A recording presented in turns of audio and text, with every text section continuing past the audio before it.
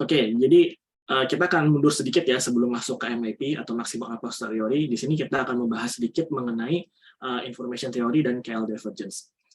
Jadi di sini poin pentingnya adalah kita membentuk sebuah bagaimana kita menilai apakah data itu penting atau tidak sebenarnya. Jadi kan karena kita selalu mengobservasi data, kita perlu mengetahui apakah suatu data itu lebih penting dibandingkan data-data yang lainnya.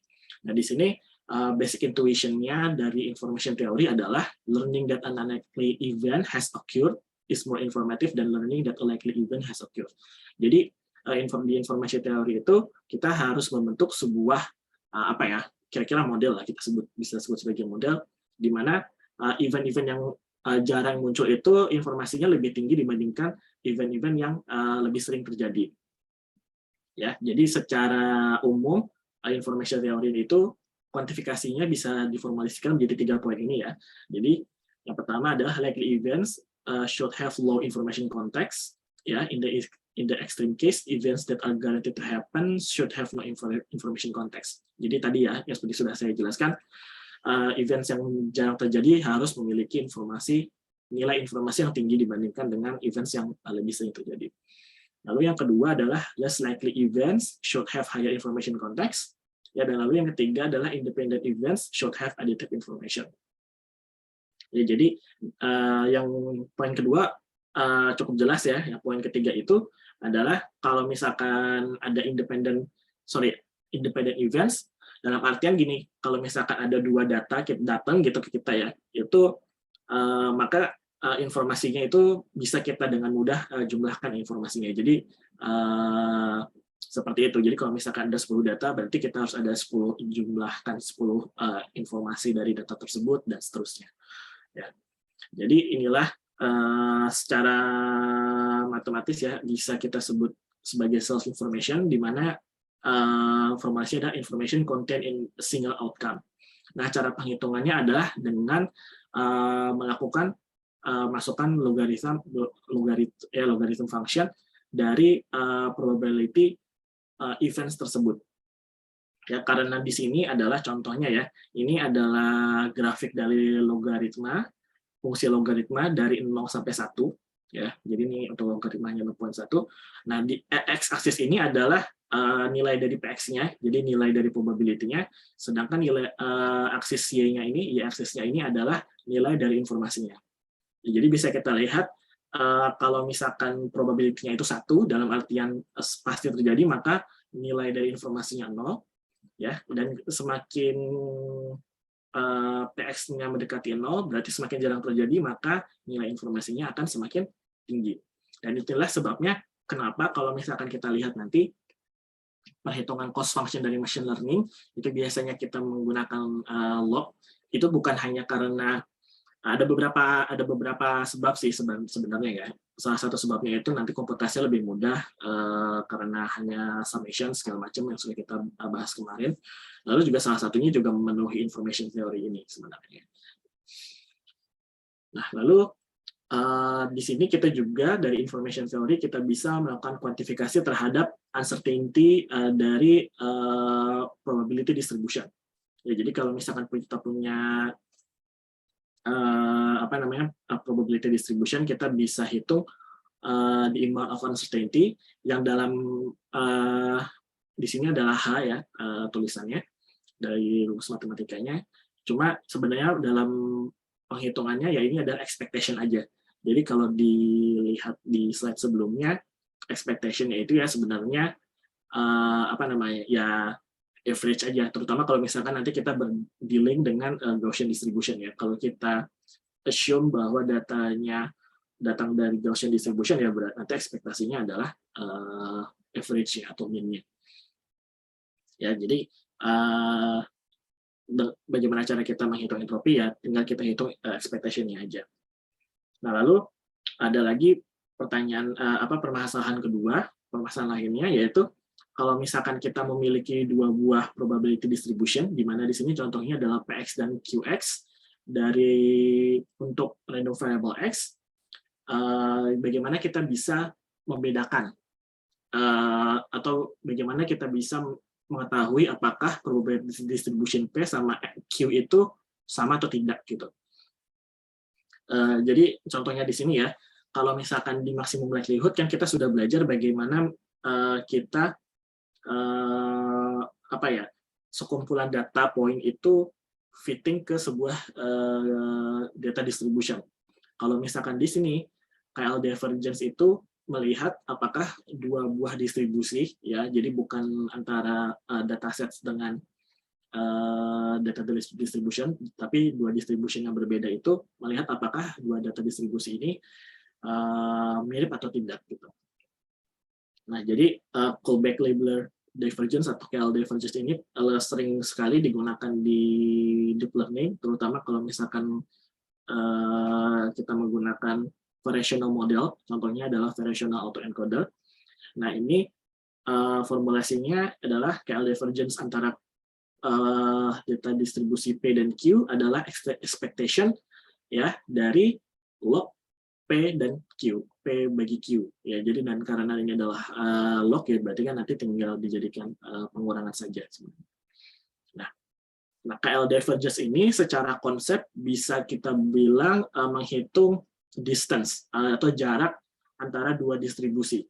Kenapa? Karena nilai dari KL divergence itu nilainya pasti non negatif ya, dan nilainya itu sama dengan 0 kalau P dan Q adalah dua distribusi yang sama untuk kalau distribusinya itu discrete atau almost equal everywhere untuk continuous variable.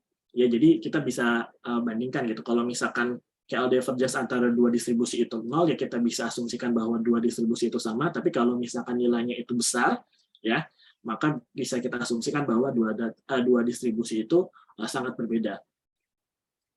Nah, tapi itu hanya konsep, karena KL divergence itu bukanlah true distance measure di sini dibilangnya. Jadi bukan distance penghitungan atau ya penghitungan jarak yang sebenarnya. Kenapa? Karena tidak simetris.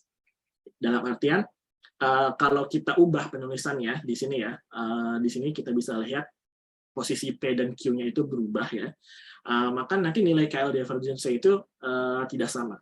Jadi kalau misalkan distance kan harusnya sama ya, maksudnya tidak mau kita masuk dari A atau ke B atau dari B ke A itu kan harusnya sama kalau distance. Nah, inilah kenapa kita harus hati-hati dalam menggunakan KL divergence dan ada konsekuensinya. Ya. Nah, di sini adalah contoh formulasinya. Jadi misalkan Q star ini adalah estimated probability density untuk variable X yang telah diparameterisasi oleh phi ini ya. Dan sedangkan PX ini adalah true probability density of X. Jadi di sini contohnya adalah kita gini, misalkan kita ada sebuah distribusi, tapi kita tidak tahu distribusi itu seperti apa. Ya, jadi karena kita tidak tahu distribusinya itu apa, maka kita estimasikan distribusi tersebut menggunakan Q star X. Itu jadi contohnya misalkan kita bisa asumsikan saja, misalkan asumsikan datanya dari Gaussian distribution atau misalkan dari Bernoulli distribution gitu ya. Jadi PX ini biasanya adalah sesuatu yang tidak kita tahu, sedangkan QX ini adalah data distribusi yang kita gunakan untuk mengestimasi PX. Nah, kalau misalkan kita formulasikan bentuk KL divergence antara Q dan P, maka atau biasa yang disebut sebagai reverse KL, maka operasi yang dilakukan adalah mode seeking. Ya, sedangkan kalau misalkan kita menghitung KL divergence antara P dan Q, atau biasa kita sebut sebagai forward KL, maka operasi yang akan dilakukan adalah mask covering atau mean seeking. Nah, maksudnya kayak gimana? Nah, ini adalah contoh ya, perbandingan antara reverse dan forward KL divergence. Jadi contohnya kita gunakan saja Gaussian distribution biar gampang. Nah, di sini PX misalkan sebuah multivariate Gaussian dengan dua modes ya. Jadi ada dua puncak di mana satu modes itu, ini soalnya modes itu stationary, jadi letaknya atau min-nya ya di sini sama atau letaknya tidak berubah, yaitu min-nya adalah 0. Sedangkan yang satu lagi itu bisa berubah dari 0 sampai 10. Jadi contohnya di grafik ini, P-nya itu adalah garis hitam yang tidak putus-putus ya.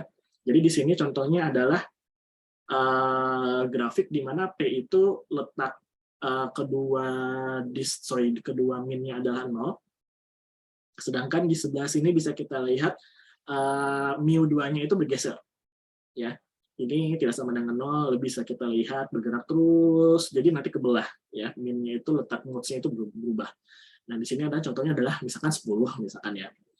Nah, lalu kita coba mengestimasi distribusi P ini menggunakan Q-star, di mana kita hanya menggunakan univariate Gaussian, misalkan ya, karena kita nggak tahu, harusnya di real world scenario itu kita nggak tahu bentuk dari data distribution yang kita ingin estimasikan, karena kita nggak tahu, jadi kita ingin mau estimasikan.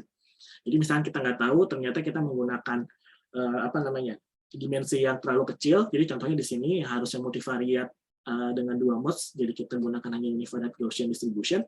Ya, berarti kan nanti kita hanya punya satu puncak, ya nggak? Nah, kalau misalkan kita menggunakan reverse KL, ya, di mana di sini contohnya ya. Jadi ingatnya reverse KL itu Q-nya itu berada sebelum dari P, ya ditulisnya. Maka yang akan terjadi adalah distribusi Q ini hanya akan mengcover salah satu mode-nya. Ya. Ya, jadi itulah kenapa disebut sebagai mode seeking. Itulah kenapa disini sebutnya mode seeking. Jadi hanya mencari letak salah satu mode aja. Jadi nanti kalau misalkan kita hitung, bisa saja nanti yang garis putus-putus ini, ya, itu letaknya bisa di sebelah sini, bisa di sebelah sini. Tergantung nanti penghitungannya, nanti mana yang kemudian dia larinya kemana gitu. Nah, kalau misalkan kita komputasi KL divergence forward KL divergence, maka yang akan terjadi dia adalah akan mengcover keseluruhan ke semua modes-nya, ya, ke semua modes-nya atau mass covering. Jadi kenapa disebut mass covering? Maksudnya adalah dia mengcover keseluruhan data distribution yang ada, tapi letaknya biasanya tidak pas di salah satu modes yang ada, gitu kira-kira seperti itu. Jadi itu perbedaannya. Nah, untuk penggunaan dari KL divergence sendiri, terutama kalau di VAE ya, itu biasanya kita menggunakan mass covering. Karena apa? Kita nggak mau salah satu mode itu kemudian tidak ke-cover dari data distribution yang kita estimasi. Kita ingin meng-cover seluruh kemungkinan data distribution yang ada, ya, walaupun sebenarnya nanti letak modes-nya bisa saja tidak, atau min-nya itu tidak pas ya, kira-kira seperti itu. Nah, lalu di sini juga contoh ya, di mana bisa kita lihat, jadi Q itu adalah, contohnya P-nya ini adalah yang tadi ya, yang sama tadi kita lihat, itu adalah 2 multivariate Gaussian. Lalu di sini adalah nilai dari KL divergence-nya, ya, kalau misalkan yang di sini adalah forward, ya, kalau misalkan yang ini adalah yang reverse. Jadi bisa kita lihat perbedaannya, kira-kira seperti itu. Ini bisa diulang lagi. Ya, jadi kalau misalkan bisa dilihat, kalau yang reverse, ya, nilainya 0, tapi kalau untuk yang forward, nilainya tinggi. Kenapa? Karena salah satu modes-nya itu tidak tercover. Ya. Kalau misalkan lalu di sini yang forward, ya, nilainya juga rendah karena mengcover keseluruhan. Ya, kira-kira seperti itulah, gitu. Oke, jadi ada pertanyaan dulu sampai sini mengenai KL divergence atau information theory.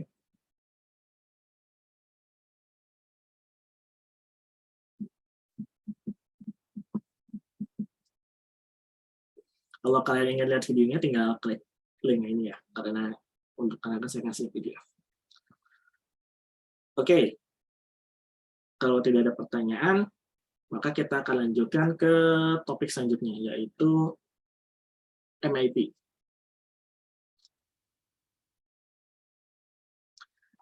Ya. Nah, jadi ini topik selanjutnya setelah maksimum likelihood ya. Di sini kita masih sama, jadi kita punya sebuah dataset, lalu kita ingin belajar mengenai banyak hal menggunakan maksimum a posteriori. Ya. Oke, jadi kita kemarin baru saja belajar mengenai maksimum likelihood atau MLI, ya. Biasanya ditulis sebagai theta ML, ya. Maka di sini ini adalah formulasinya secara umum, ya. Di sini kita ada log dari likelihood-nya. Nah, satu hal yang harus diketahui dan diingat saat kita menghitung MLI, maka theta ML itu adalah point estimation. Maksudnya apa? Kita hanya tahu nilai dari parameter data distribution berdasarkan data yang sudah kita lihat. Jadi misalkan contohnya, maaf ya saya bolak-balik di sini. Di sini contohnya ya. Dari sini kita tahu theta hat atau theta MLI ini untuk Bernoulli distribution itu sebenarnya bisa kita hitung dengan fungsi C dibagi N. Jadi C itu seberapa banyak nilai 1 dan N itu adalah jumlah observasi. Jadi secara umum di sini contohnya ya untuk data D-nya dengan observasi 20 observasi dan jumlah nilai satunya adalah 9, kita tahu nilai theta hat-nya itu adalah 0,45. Jadi theta ML itu pasti nilainya point value gitu ya, sebuah value. Jadi itulah kenapa disebut point estimation. Ya. Nah, pertanyaannya apakah hanya ini yang bisa kita lakukan dari data yang telah kita observasi? Opsinya ada dua.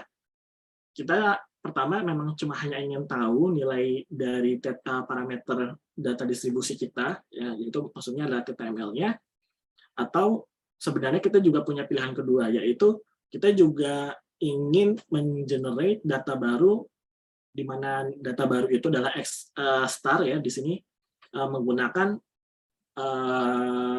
bukan theta tapi menggunakan menggunakan dataset yang sudah kita observasi, istilahnya seperti itu. Ya, jadi poin yang pertama itu adalah MLI, yang poin kedua ini adalah sebenarnya MAP-nya, maksimum a posteriori. Jadi secara umum kalau misalnya kita ngomongin data, kita sudah belajar dua hal. Yang pertama itu probability atau forward model ya, di mana kita tahu nilai tetanya lalu kita bisa mengenerate data. Lalu yang kedua itu adalah inference of maximum likelihood, di mana kita memiliki data, kita bisa mengestimasi dari nilai parameter data distribusi yang kita inginkan. Nah, lalu yang ketiga itu sebenarnya lebih karena generatif ya, generatif di mana dari sebuah data itu tidak hanya kita tuh sebenarnya tidak hanya ingin mengetahui nilai parameter dari data distribusi yang kita observasi, tapi juga ingin mengenerate data yang datangnya bisa kita asumsikan datangnya dari dataset yang kita miliki, kira-kira seperti itu. Nah, untuk melakukan hal tersebut kita harus menggunakan Bayes theorem. Ya, jadi di sini penggunaan Bayes theorem untuk machine learning, terutama untuk di Bayesian inference. Ya, jadi di sini yang kita inginkan sebenarnya adalah conditional probability ini, ya, di mana probability of X star given data. Jadi maksudnya gini. Bisa kita asumsikan ini adalah probability kita melihat X star di mana kita memiliki sebuah dataset yang ada, kira-kira seperti itu. Jadi seberapa tinggi probabilitas dari data X star ini datangnya dari dataset D ini, kira-kira seperti itu. Ya, dan di mana X star ini tidak pernah ada di dalam D ini, kira-kira seperti itu. Nah, untuk menghitung distribusi ini, ya maka kita harus menggunakan known, di sini tulisannya known quantities ya. Maksudnya karena kan kita cuma tahu apa ya, kita tahu cuma likelihood ya nggak. Kalau misalkan kita sudah belajar ya dari data ini yang bisa kita hitung cuma likelihood aja, ya kan. Nah di sini sebenarnya ini penjelasannya cukup panjang ya. Maksudnya di sini kita sebenarnya bisa kalkulasi ini menggunakan sum rule of probability. Maksudnya sum rule of probability itu kan salah satunya itu dalam artian kalau misalkan kita melakukan summation atau di sini integrasi ya, summation atau integrasi terhadap theta, maka nanti tetanya hilang. Kira-kira seperti itu ya. Maka yang kita dapatkan hanya px star given d. Nah, dari integrasi ini juga dalamnya ini kemudian kita pisahkan, karena kita tahu antara x star sama theta itu apa namanya? Sorry, ini bisa kita pisahkan soalnya saling conditional independent sebenarnya.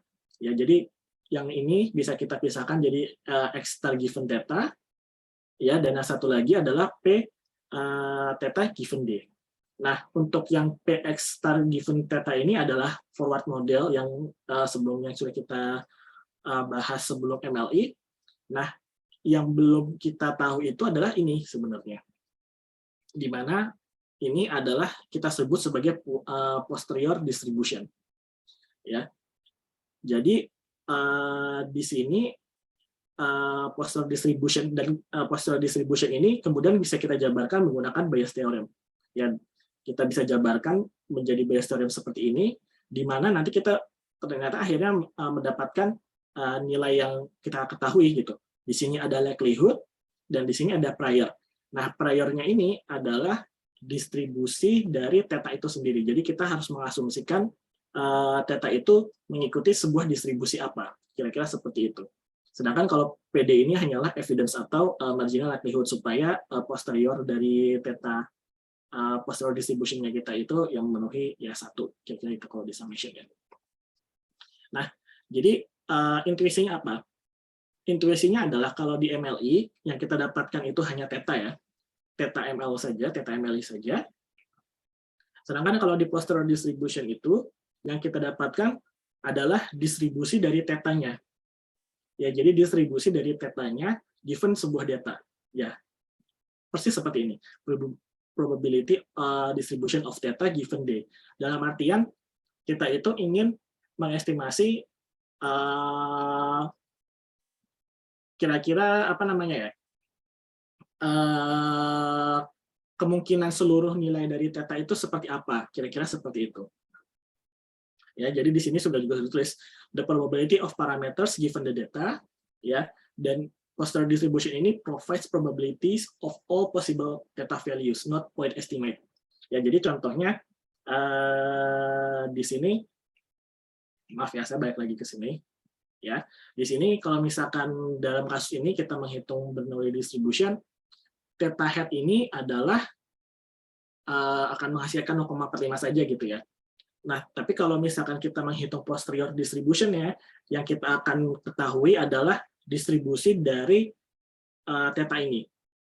Ya, jadi probability dari, jadi nanti contohnya kalau di MLI tadi 0,45 ya. Nanti kalau misalkan pakai posterior nanti adalah probability dari theta itu bernilai 0,45 itu berapa. Jadi probability dari theta 0,45, bukan dari theta 0,45-nya sendiri. Kira-kira seperti itu. Ya, jadi ini dalam artian lebih deskriptif dari point estimate. Jadi bisa kita asumsikan karena kita tahu posterior dari tetanya sendiri, kita tahu ya posterior distribution dari tetanya sendiri, maka kita bisa lebih menggambarkan bentuk model kita seperti apa, bukan hanya satu poin saja. Ada pertanyaan nggak sampai sini?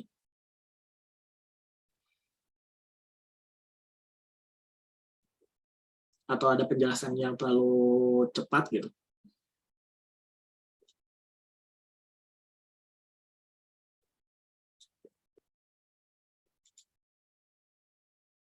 Oke, mungkin dilanjutkan dulu saja ya.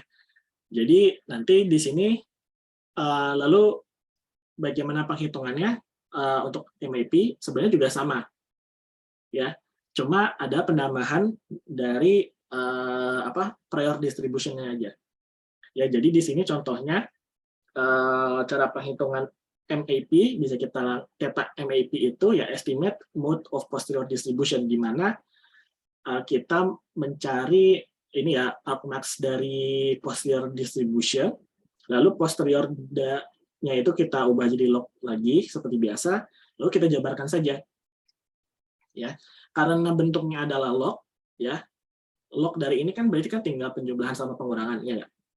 Ini kan jadi penjumlahan, ini jadi pengurangan, ya nggak?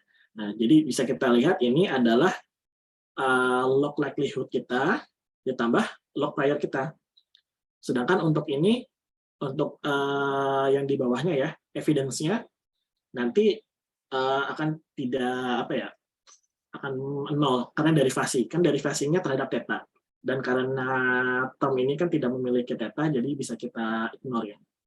Hasilnya nol lah, bukan ignore, hasilnya nol ya. Ya, jadi sebenarnya penambahan perbedaan antara MLI sama MAP itu ada asumsi tambahan, ya ada asumsi tambahan distribusi seperti apa yang kita inginkan untuk parameter dari theta itu sendiri.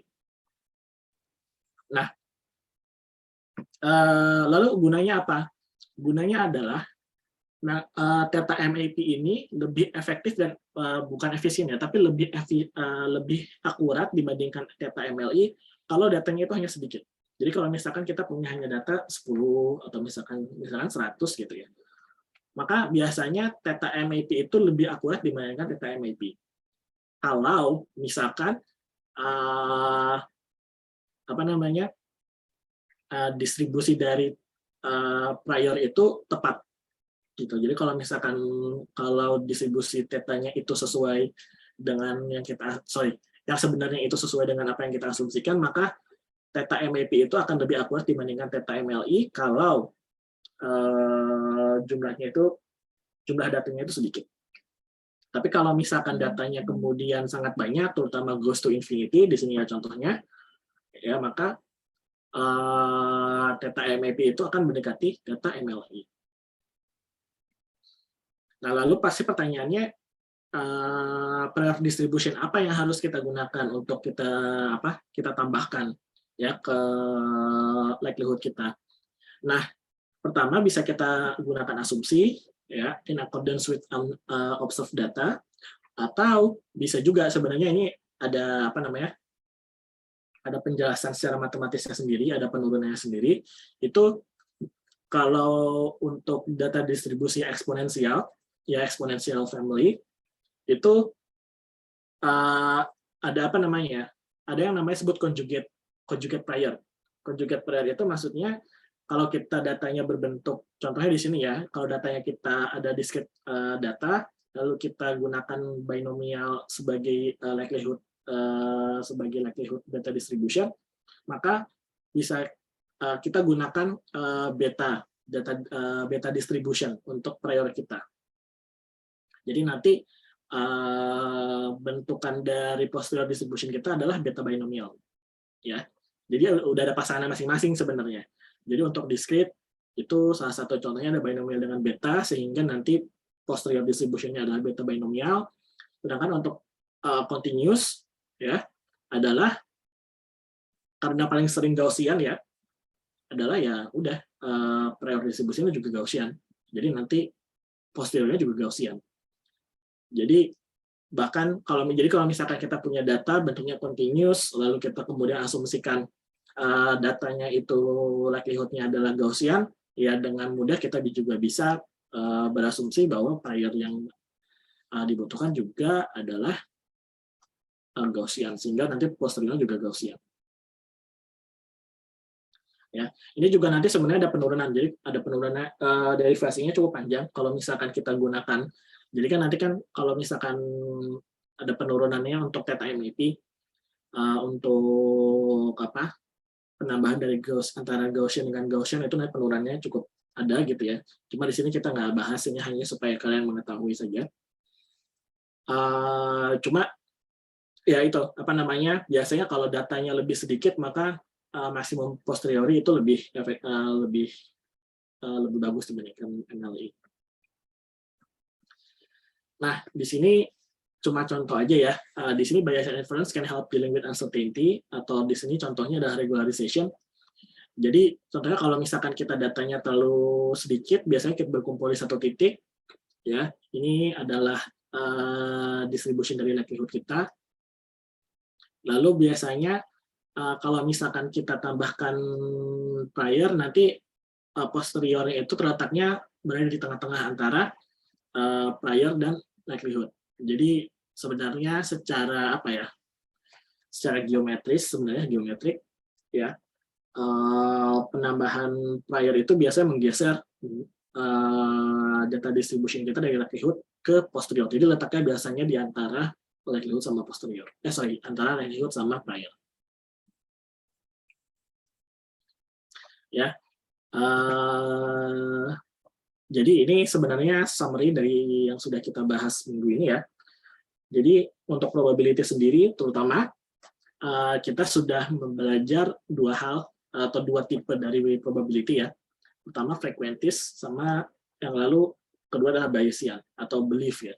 Jadi sebenarnya maximum likelihood itu lebih ke arah tipenya frequentis. Kenapa? Karena kan kita melihat seberapa sering sebuah data itu kemudian muncul, ya. Jadi makanya bisa kita hitung dalam artian Gaussian, MLI-nya kan pasti kan min, ya karena kita lihat keseringan dia muncul gitu ya. Jadi ada beberapa poin penting ya di sini, asumsi bahwa observed data has unknown distribution with parameter theta, but the value of theta is uniform, ya. Jadi ini juga catatan ya. Jadi sebenarnya MLI itu adalah di sini ya, di sini. Jadi MLI itu maksimum likelihood itu sebenarnya adalah di mana saat kita berasumsi bahwa log prior kita itu uniform. Ya, jadi saat kita berasumsi bahwa prior distribution kita itu uniform, maka kita sebenarnya dalam kata lain menghitung cuma likelihood saja. Kalau misalkan bukan uniform, nanti maka kita akan menghitung MAP. Kira-kira seperti itu ya. Lalu di sini kita mengestimasi value dari theta menggunakan MLI, atau di sini tulisannya theta MLI. Ya, lalu ketiga adalah prediction using the estimated MLI. Ya. Nah, kalau misalkan Bayesian itu jadi maksimum posterior itu lebih ke arah Bayesian, belief kita ya. Kita percaya atau believe that there is uncertainty in the model, dan kemudian kita modelkan itu menggunakan prior distribution. Ya, lalu di sini ya, tadi poin yang tadi sudah saya bicarakan ya, essentially theta MLI is theta MAP with uniform prior distribution. Jadi MLI itu adalah di saat kita menggunakan uniform distribution untuk prior kita. Nah, lalu prediction menggunakan rules of probability. Maksudnya rules of probability itu apa? Maksudnya ini tadi. Ya, kita menggunakan rules of probability, jadi menggunakan some rule of probability, lalu menggunakan conditional independence, lalu kemudian kita melakukan inference menggunakan Bayes theorem. Oke. Lalu Bayesian itu biasanya lebih efektif kalau data yang kita miliki itu jumlahnya sedikit.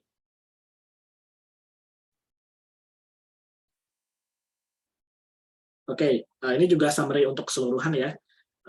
Jadi di sini kita melihat basic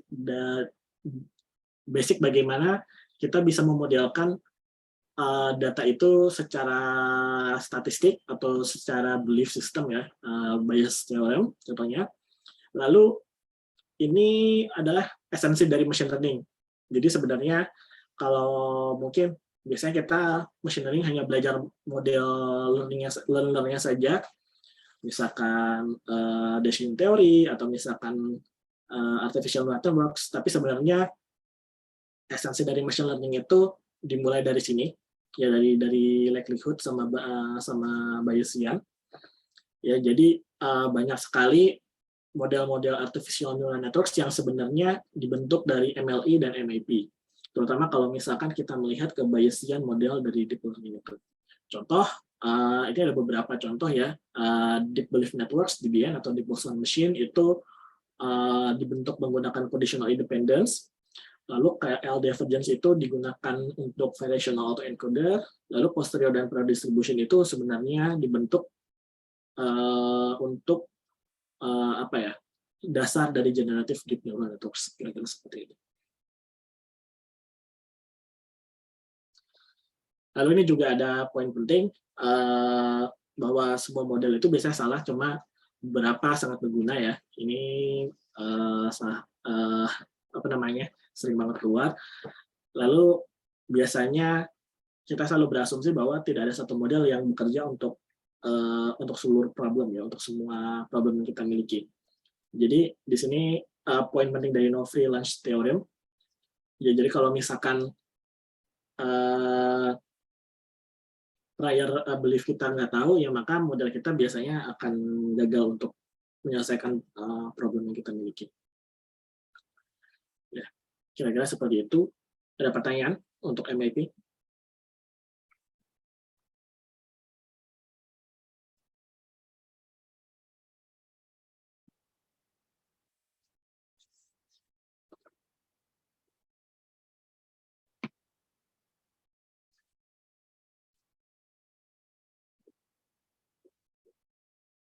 Oke, kalau tidak ada, kita akan teruskan ke topik selanjutnya. Jadi kita selanjutnya akan membahas linear regression model ya. Tapi mungkin kita break dulu 5 menit. Seperti biasa, kita break dulu sampai jam 15.55 deh ya. Jadi kita break dulu 5 menit, baru nanti 15.55 kita mulai lagi. Oke, kita break.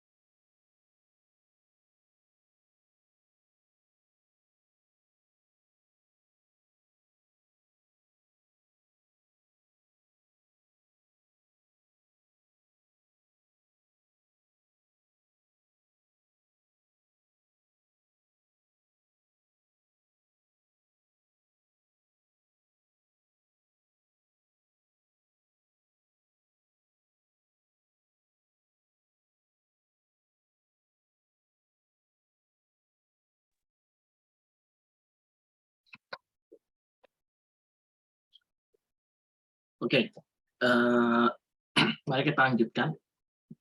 Jadi kita masuk ke materi berikutnya, yaitu linear regression model. Jadi, ya jadi sebenarnya saya yakin sudah pernah belajar mengenai linear regression. Cuma perbedaannya adalah biasanya kita belajar linear regression itu dari sudut pandang statistika ya, atau matematika. Karena kita tahu linear regression itu kan mencari korelasi antara variabel X sama variabel Y gitu kira-kira ya. Nah, kalau misalkan di sini kita akan belajar melihat linear regression itu dari sudut pandang probabilistic model. Kira-kira seperti itu. Ya. Jadi di sini makanya masuk subkategorinya topik yang ingin kita pelajari adalah melihat bagaimana linear regression itu dibentuk berdasarkan probabilistic model point of view. Lalu berikutnya kita bahas juga tipe lain dari linear regression model, namanya rich regression. Lalu berikutnya adalah Bayesian regression model.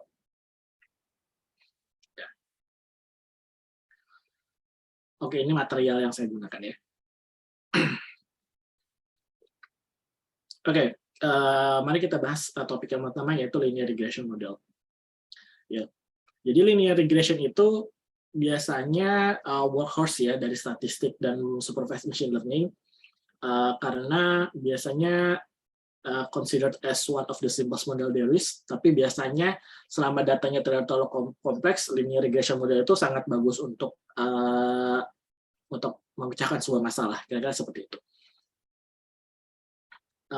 Jadi walaupun linear regression model itu simple dan juga banyak limitasinya, cukup powerful untuk data-data yang sebenarnya biasa kita lihat sehari-hari, kira-kira seperti itu ya. Jadi untuk linear regression model sendiri biasanya sangat bagus digunakan, terutama kalau misalkan dimensi data kita terbatas, biasanya misalkan cuma satu, tapi pada saat yang sama bisa juga kita gunakan untuk data-data yang dimensinya tinggi dengan menggunakan basis function expansion atau kernel. Ya. Lalu linear regression model juga sangat bagus untuk dasar kita untuk mengerti machine learning itu seperti apa, terutama kalau kita ingin belajar mengenai kompleks nonlinear model, ya, lalu kita juga bisa belajar banyak mengenai regression dan classification, itu supervised model. Dan itulah alasannya kenapa kita belajar mulainya itu dari linear regression. Ya, jadi linear regression model itu bisa kita gunakan untuk dua hal, terutama untuk di supervised model ya. Yang pertama itu regression task, yaitu di mana kita melakukan prediksi terhadap sebuah continuous value ya. Jadi continuous real values. Kalau classification, kita bisa gunakan logistic linear regression model untuk melakukan prediksi terhadap nilai-nilai discrete. Ya, jadi biasanya kelas 0, 1, 2, dan seterusnya. Nah, di sini kita akan pertama-tama belajar mengenai linear regression model, yaitu membentuk linear relationship antara X, di mana X ini sebuah vektor ya, jadi dimensinya bisa banyak, bisa tinggi, dan Y. Jadi Y itu biasa dimensinya cuma satu. Ya. Jadi di sini asumsinya adalah X dan Y itu relationship-nya adalah linear. Jadi di sini training datanya itu adalah set of pairs ya antara xi dan y, dan i ini adalah data dari 1 sampai n, dan x ini adalah sebuah vektor real value continuous, dan y itu juga real values juga continuous. Nah, salah satu contoh penggunaan regression model ya, biasanya robot inverse dynamic atau electric load forecasting atau banyak lah. Jadi sebenarnya banyak sekali hal-hal yang sehari-hari sebenarnya bisa kita modelkan menggunakan linear regression model. Jadi asalkan tasknya itu tidak terlalu kompleks, biasanya linear regression itu cukup untuk digunakan sehari-hari.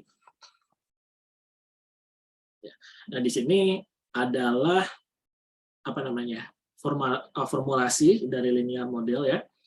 Jadi kita tadi ada set of pairs, xy, i-nya dari 1 sampai n, ini adalah x-nya adalah vektor, dan y-nya adalah sebuah value. Jadi linear model itu kombinasi antara input x, ya vektor x, dan weights. Jadi nanti masing-masing x itu memiliki beban atau weights. Jadi nanti sebenarnya y itu adalah keluaran dari sebuah fungsi antara x dan y, ya di mana nanti w itu masing-masing akan jadi lebih ke arah weighted sums istilahnya ya, weighted sums antara weights dan x-nya itu sendiri. Dan karena ini bisa kita modelkan dalam bentuk perkalian matriks, ya maka w-nya itu bisa vektor, dan di sini ada psi x-nya. Jadi psi x-nya itu adalah basis function. Jadi bisa kita gunakan agar untuk mengubah x ini ke sebuah dimensi yang lebih tinggi. Kira-kira seperti itu. Ya. Cuma mungkin untuk sekarang tidak perlu terlalu tinggi ya. Jadi biasa aja dulu. Jadi biasanya contohnya kalau misalkan salah satu basis function ya, contohnya itu polinomial, itu sebenarnya kan nanti dimensinya lebih tinggi. Jadi polinomial itu salah satu basis function. Cuma bukan hanya itu. Jadi salah satu alasan kenapa kita memodelkan linear model itu menggunakan psi, fungsi psi ini, yaitu agar lebih general aja. Maksudnya di sini tulisannya generalization ya. Jadi maksudnya kita bisa bisa memodelkan linear model itu menggunakan basis function apa saja. Seperti yang saya sudah bilang ya, bisa aja psi ini adalah polynomial function atau misalkan Gaussian function. Jadi bisa macam-macam karena banyak sekali basis function yang bisa digunakan untuk memodelkan hal yang lebih kompleks. Ya, maka psi ini disebut sebagai basis function expansion. Dan karena hubungannya antara psi ini ya terhadap weights-nya itu masih linear, maka model ini masih linear gitu. Jadi walaupun si psi-nya ini merubah bentukan data kita menjadi mungkin lebih kompleks ya, tapi tetap hubungan antara Cx-nya ini dengan W weights itu tetap masih linear. Nah, ini adalah salah satu contoh. Jadi kita melihat kumpulan data seperti ini, maka yang ingin kita cari adalah hubungan linear antara X dan Y. Dan biasanya kita gambarkan menggunakan sebuah garis. Atau biasa sebut sebenarnya hyperplane. Jadi hyperplane itu kan bisa garis, bisa bentukan yang lain. Dan yang kita cari itu sebenarnya X. Jadi ini ya, kalau misalnya di statistik kan gampang ya. Jadi kita cari itu sebenarnya X-nya. Garisnya. Kalau kita cari X-nya. Yang kita cari itu adalah garis ini.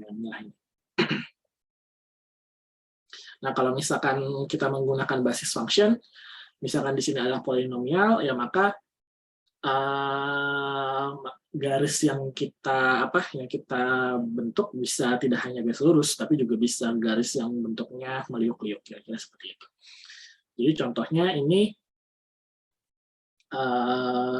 ada data, ya datanya itu yang lingkaran biru, sedangkan yang green line itu adalah true line, jadi line yang mengikuti yang mengikuti data-data ini ya. Sedangkan yang red line ini adalah estimated line. Ya, jadi garis yang dibentuk dari linear regression model yang kita miliki.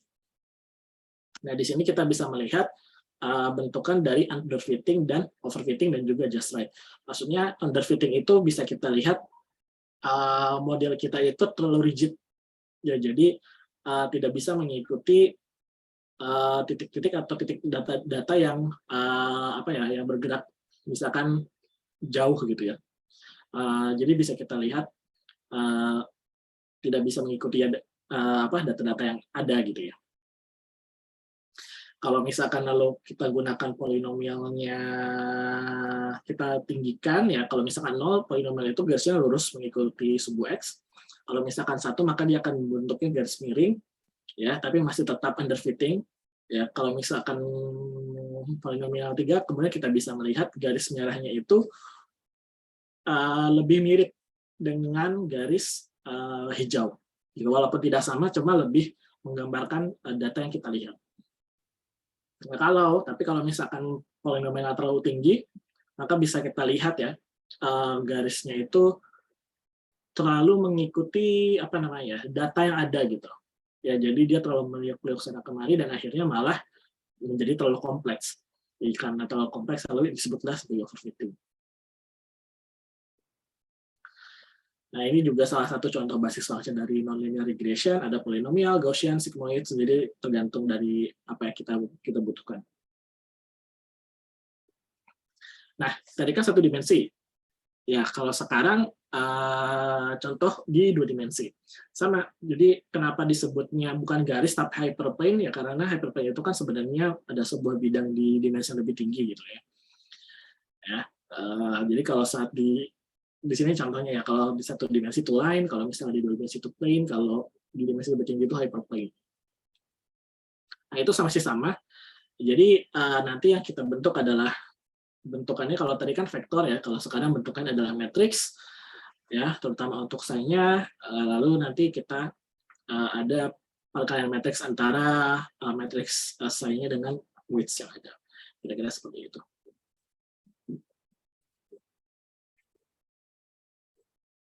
Nah, yang perlu dilihat dari linear regression itu, yang paling penting adalah sebenarnya residual error-nya. Ya, jadi linear regression itu bisa kita bentuk seperti ini, sama ya. Cuma bisa juga kita tambahkan epsilon ini. Ya, jadi kalau misalkan di sini WTX ini kan sebenarnya perkalian antara 2 vektor. Kalau misalkan bentukan dari summation ini adalah ya weighted sum ya, dan juga ada epsilon. Ya, jadi kalau misalkan WTX ini adalah scalar product antara 2 buah vektor, ya, dan epsilon ini adalah residual error between our linear prediction and the true response, atau biasa disebut sebagai intercept term. Ya, nah di sini residual error itu maksudnya bisa kita lihat di sini ya. Ini data kita yang kita lihat, observe data, lalu kemudian kita miliki estimated line-nya. Bisa kita lihat tidak semua data itu terletak pas di line tersebut. Maka jarak antara dari line ya kalau antara data tersebut ke line itu apa yang kita sebut sebagai error. Dan kalau misalkan kita jumlahkan semua ya sebutnya maksudnya residual error yang kita miliki. Sama ya kalau misalkan di 2 dimensi juga seperti itu. Jadi jarak errornya antara titik dan line, plane atau hyperplane kita. Nah, di sini masuklah probabilistic interpretation dari linear model. Jadi kalau misalkan yang di sini itu lebih ke arah masih statistik dan matematiknya, ya matematisnya. Kalau misalkan di sini kita modelkan si error ini menjadi sebuah probabilistic interpretation. Nah, asumsinya adalah residual error ini atau epsilon ini memiliki sebuah distribusi, di mana distribusinya adalah Gaussian. Jadi memiliki Gaussian distribution, di mana epsilon ini mengikuti Gaussian distribution yang memiliki mean-nya mu dan variance. Ya, jadi kalau misalkan explicit connection antara linear regression model dan Gaussian noises-nya, ya bisa dituliskan dalam bentuk conditional probability. Ya, jadi di mana di sini adalah conditional probability antara y given x dan theta. Ya, theta itu bisa kita sebut parameter dari residual error itu sendiri. Ya, makanya di sini kita gambarkan Gaussian distribution y given mu x dan variance x-nya. Ya, atau bisa lebih tepatnya kalau misalkan kita masukkan ke model linear regression-nya adalah di sini min-nya adalah scalar produknya dan variance-nya itu ya variance dari model yang ada. Variance dari data yang ada. Ya, jadi di sini jadi mu-nya itu untuk mu untuk linear regression model di mana kita berasumsi bahwa residual error-nya itu adalah mengikuti Gaussian distribution adalah scalar product atau pada dasarnya adalah mean-nya itu adalah linear regression line, sedangkan variance-nya adalah noises-nya atau how spread our data out from the mean, ya, atau noise-nya. Nah, di sini dengan menggunakan conditional probability form ini kita bisa menghitung MLE. Jadi balik lagi ke MLE. Ya. Nah, ini adalah ilustrasi dari probabilistic linear regression model. Jadi kalau misalkan di statistik kita kan melihat hanya titik-titik data dan garis. Kalau misalkan di probabilistic point of view, setiap garis itu di garis itu adalah sebenarnya gabungan dari Gaussian distribution. Gitu. Jadi di titik x1 x1 ini adalah ya ada Gaussian ya. Jadi ini ada titik x1 ini kan ada y1. Nah, y1 ini adalah sebenarnya mean dari Gaussian distribution dari si data ini. Gitu. Jadi nanti masing-masing titik dari x itu sebenarnya garisnya itu adalah mean dari Gaussian distribution dari data yang ada. Gitu. Kira-kira seperti itu. Jadi yang bintang ini adalah data yang kita miliki, sedangkan garis tengah dari garis yang kita estimasi itu sebenarnya adalah sebuah Gaussian model. Ya. Jadi nanti semakin tersebar, jadi kalau misalkan datanya makin banyak, misalkan ada di sini, misalkan ya contohnya, misalkan ada di sini, makin di sini, atau mungkin lebih jauh lagi, nah nanti kan Gaussian distribution-nya makin akan melebar. Ya, jadi nanti sebenarnya di setiap titik X ini, ya nanti masing-masing titik ini memiliki sebuah Gaussian distribution, kira-kira seperti itu. Ya, jadi dilihat perbedaan antara di statistik itu biasanya kita sebut sebagai simple linear regression. Kalau ini probabilistic linear regression model. Jadi perbedaannya itu. Ya. Nah, ini juga illustration dari probabilistic linear regression model di 2D dan 3D. Ya, di sini juga sama. Kita bisa lihat line-nya itu kalau ini berbelok ya. Jadi ini adalah polinomial ya tetap saja. Jadi di titik x0 ini ada sebenarnya Gaussian distribution. Ya, yang dimana teks memiliki mean, di mana mean itulah garisnya, ya titik tengah dari Gaussian distribution dan juga variance. Nanti variance tergantung dari sebaran data di titik tersebut. Dan ini kalau di sebenarnya di 2D-nya gitu ya. Kalau misalnya ini XY, tapi maksudnya ini sebenarnya satu dimensi sih. Cuma ini tingginya ini untuk menggambarkan si Gaussian distribution-nya itu. Jadi di garisnya itu ada letaknya di tengah-tengah Gaussian distribution. Oke, ada pertanyaan nggak sampai sini dulu? Terutama untuk menggambarkan linear regression model itu sebagai sebuah probabilistic model.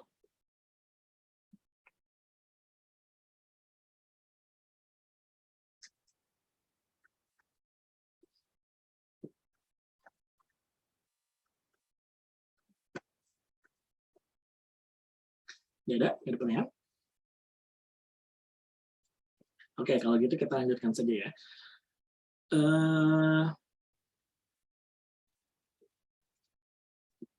Sebentar. Oke, jadi kita sudah mendefinisikan linear regression model itu dalam bentuk probabilistik, ya. Nah, jadi kita juga bisa menghitung atau mencari, misalkan kita punya sebaran data seperti ini gitu ya, misalkan punya sebaran data seperti ini, itu kita bisa menghitung atau mencari garis merah itu menggunakan MLE sesuai dengan apa yang sudah kita pelajari kemarin, ya. Jadi karena kita sudah punya, ingat ya, kita sudah punya formulasi dari maximum likelihood estimation, ya, di mana ini adalah likelihood, ya. Nah, maka kita ada asumsinya lagi. Ingat ya, kalau misalkan di machine learning itu biasanya kita asumsikan data-data yang kita lihat itu independent and analytically distributed, ya, equal conditional independent. Jadi biasanya IID, maka bisa kita tulis dari log likelihood dari sebuah linear regression model ya seperti ini. Ya, ingat karena kita punya log, jadi bentuknya ada summation dari data yang kita miliki, dan ini adalah likelihood dari yang terutama ini ya, yang likelihood dari Gaussian distribution dari linear model yang kita miliki. Yang ini adalah min-nya atau garisnya, dan variansnya adalah ya sebaran datanya di setiap titik itu. Lalu juga ingat kalau misalkan di sini PDF, probability density function dari Gaussian distribution, jadi tinggal kita masukkan saja sebenarnya. Ya, jadi ini sebenarnya sangat mirip dengan MLI-nya Gaussian distribution. Cuma nanti ada bedanya sedikit karena ini kita melihatnya di sebagai garis. Ya. Oke, dan ini adalah penurunannya dari fase dari MLI linear regression.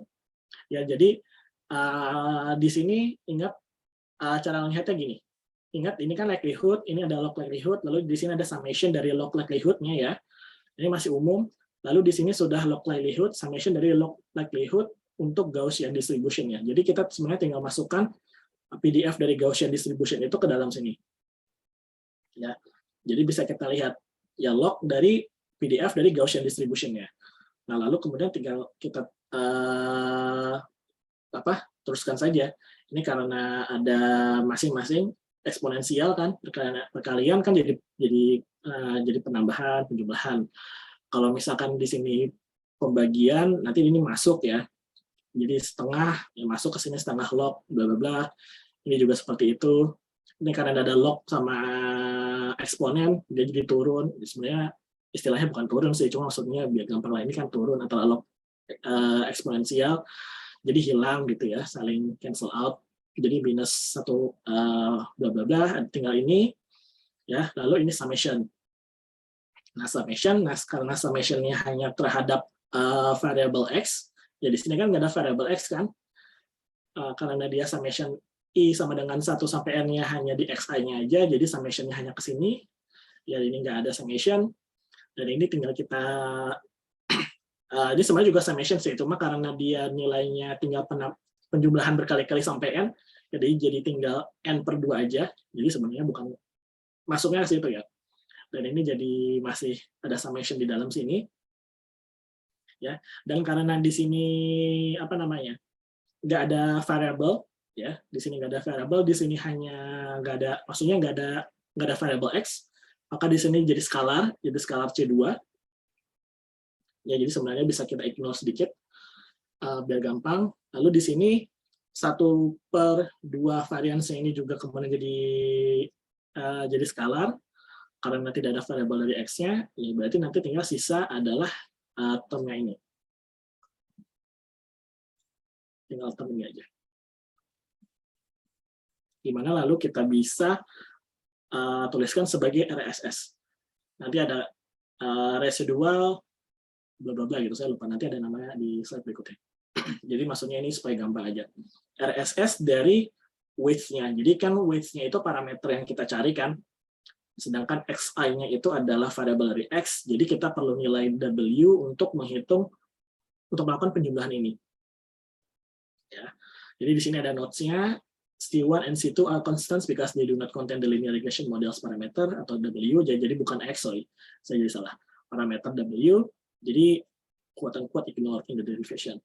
Ya, jadi sebenarnya nanti MLI dari linear regression dalam bentuk probabilistic model ya tinggal ini adalah summation dari, bisa kita lihat ini sebenarnya error kan, ini adalah nilai aslinya dikurangi dengan ini apa tadi, min-nya kan, dengan garisnya ya kan. Dan kalau misalkan kita lakukan pengurangan antara nilai y dengan nilai garisnya, ya maka kan error ya nggak, ingat ya. Kalau misalkan di sini supaya nggak bingung lagi ya, di sini ya, di sini residual error itu kan jarak antara titik data kita sama ini y-nya ya, dan ini adalah garis yang kita dapatkan sama min-nya ya kan. Jadi ya sebenarnya untuk MLE dari probabilistic linear regression model ya sebenarnya cuma menjumlahkan keseluruhan error yang ada pada data kita.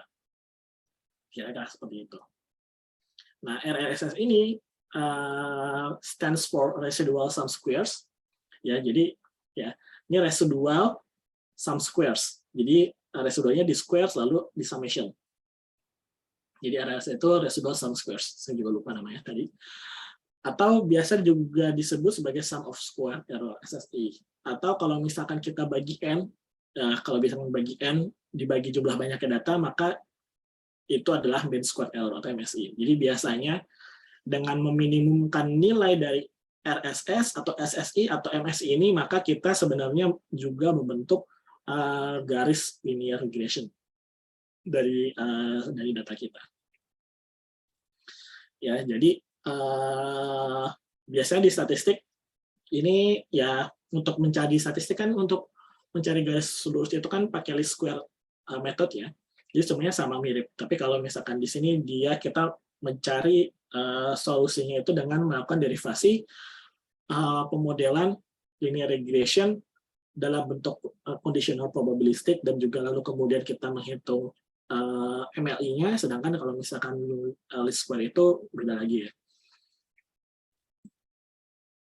Ya, di sini juga ilustrasi tambahan ya. Jadi kalau misalkan masih bingung, jadi data training kita XI sama YI yang mana dilihat dalam bentuk red circles, ya. Lalu estimated values-nya di sini are shown as blue crosses. Ya, jadi estimated-nya itu adalah sebenarnya ya terletak pasti di titik min ya. Kenapa? Jadi kalau misalkan kita sudah punya modelnya, lalu kita masukkan X-nya lagi, itu kan pasti terletak di garis lurus tersebut. Ya, dan residualnya itu adalah jarak antara titik ini, ya titik data kita sebenarnya dengan min yang kita dapatkan. Lalu bisa kita lihat juga, ya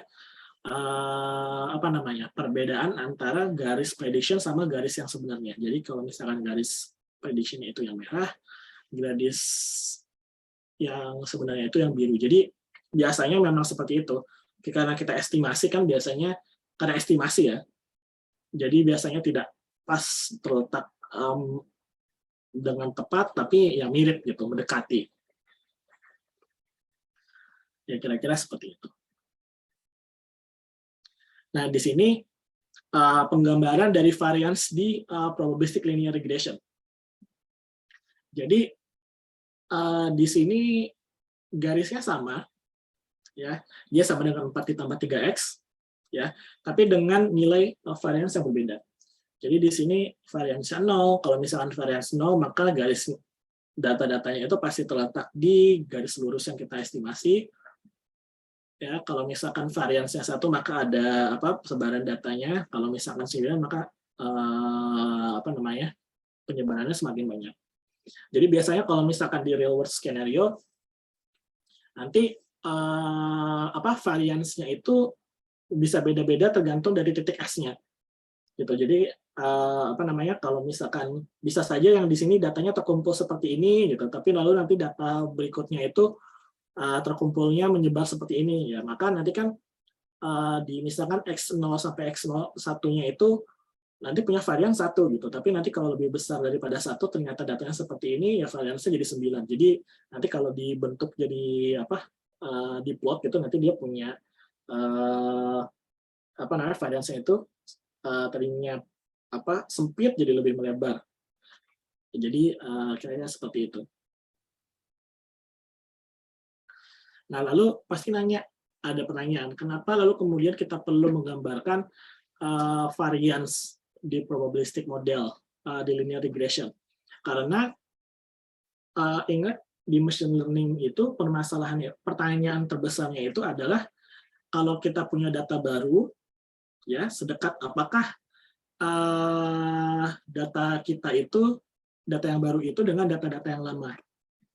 Jadi contohnya di sini ya, contohnya paling gampang di mana? Biar gampang. Saya coba cari yang paling gampang dulu. Mungkin di sini aja kali ya. Oke, di sini aja. Jadi ini kan sudah kita lihat data-data lama kita yang yang bintang merah ini ya. Nah, kalau misalkan lalu kita punya data baru, misalkan ada X4 gitu ya. Lalu X4 ini tidak pernah kita gunakan untuk training, ya misalkan titik datanya itu di sini, jangan pas di sini deh ya. Untuk lokasinya di garisnya adalah ini. Nah, kita bisa bilang bahwa nilai dari Y-nya itu akan mengikuti Gaussian distribution dari garis yang di titik tersebut. Ya, ini misalkan di sini deh, kita bikin X5, biar gampang. Ya, X5. Ya. Jadi yang kita bisa bilang adalah kemungkinan besar, ya, nilai Y-nya itu akan berada dekat di Gaussian distribution yang di garis di titik X5 itu. Ya, jadi dia bukan poin. Jadi walaupun sebenarnya nanti jawabannya Y5 itu mungkin ada di titik ini, tapi pada yang sama kita juga bisa bilang ya menurut model kita ada ada confidence of intervalnya lah, kira-kira ada confidence-nya. Kira-kira datanya itu akan terletak di sekitaran garis yang kita miliki dengan Gaussian distribution yang kita miliki di titik tersebut. Kira-kira seperti itu.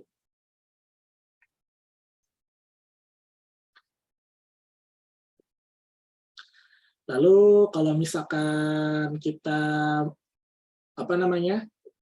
kita bandingkan ya, atau kalau misalkan kita ngomongin outliers, maka harus dibilang linear regression model itu sensitif terhadap outlier gitu ya.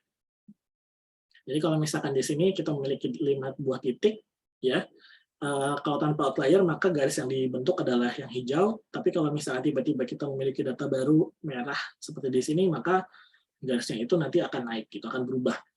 Dan itu akan tergantung karena outlier kan biasanya letaknya itu jauh dari kumpulan data yang kita miliki gitu ya, maka nanti garisnya itu akan bergerak sangat jauh gitu. Nah, makanya biasanya kalau di sini ya, ini kalau menurut buku sebenarnya, jadi biasanya lebih baik kita melihat dulu sebaran data kita seperti apa, jadi kita plotting dulu. Kalau misalkan ternyata kita melihat ada data yang benar-benar jauh dari garis yang kita miliki, itu biasanya bisa kita anggap sebagai outliers. Nanti kita akan bahas itu di confidence of interval. Jadi ada cara gimana caranya seberapa confidence kita data baru itu akan terletak di sebuah titik. Itu namanya confidence of interval. Tapi ini harus pahami bahwa linear regression itu lemah terhadap outliers. Ya, jadi di sini kita dapat how far are outliers from the line itu bisa kita kalkulasi menggunakan confidence dan prediction intervals dari linear regression. Ya, kalau misalkan ada yang tertarik, silahkan baca link yang sudah disediakan. Jadi untuk summary-nya, untuk solving linear regression sendiri, terutama untuk dalam point of view probabilistic model ya, dari model probabilistik, maka kita bisa mencari line ya, garis yang kita garis dari linear regression itu menggunakan dengan melakukan dengan minimize RSS atau MSI ya. Jadi dengan meminimalkan residual error ke seluruh data itu, maka kita akan mendapatkan garis tersebut, garis dari linear regression. Ya, dapatnya dari mana? Karena kan sudah dituliskan derivasinya ya. Nah, kalau misalkan di statistik itu biasanya nanti penurunan rumusnya agak sedikit berbeda, tapi biasa disebut sebagai closed form solution. Jadi ini di least square-nya. Jadi cara solusi pencarian garisnya itu ada 2. Kalau dari probabilistic model, kita dengan meminimalkan residual error untuk seluruh data. Kalau misalkan secara statistik bisa kita hitung closed form solution-nya.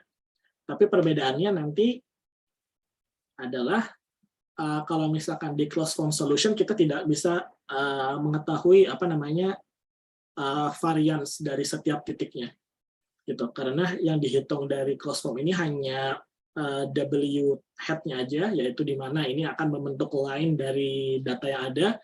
Kalau misalkan dari probabilistic model, dia akan juga membentuk variance, yang akan membentuk Gaussian distribution untuk seluruh titik-titik di di seluruh titik poin yang ada. Oke, kira-kira seperti itu untuk linear regression, terutama dari probabilistic model. Nanti minggu depan kita akan lanjutkan ke ridge regression sama Bayesian. Minggu depan kan ya? Oke. Kira-kira seperti itu.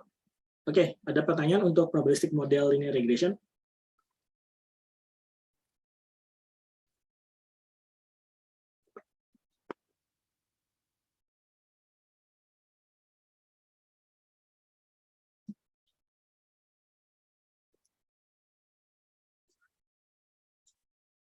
Oke, kalau saya anggap nggak ada ya.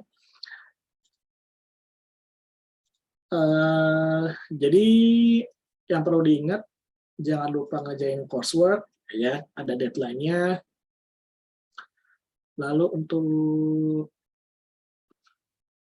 assignment, coba ya, kalau BRP itu harusnya minggu depan ya.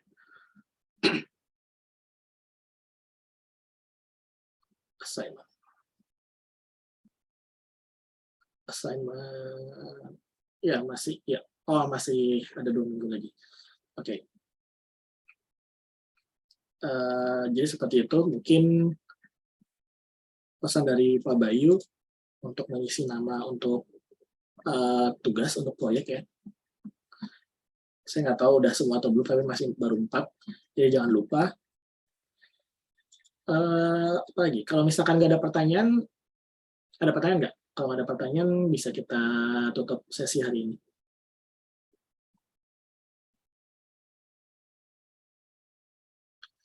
Oke, sambil nunggu pertanyaan, mungkin bisa absensi dulu ya. Biasa chatting di chat, silahkan.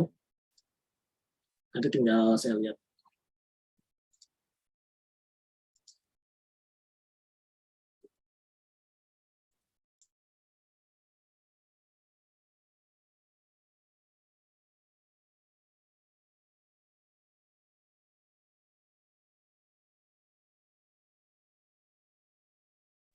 Oke, kalau gitu, karena tidak ada pertanyaan, bagi yang sudah absen silahkan meninggalkan sesi. Terima kasih sudah datang. Assalamualaikum warahmatullahi wabarakatuh.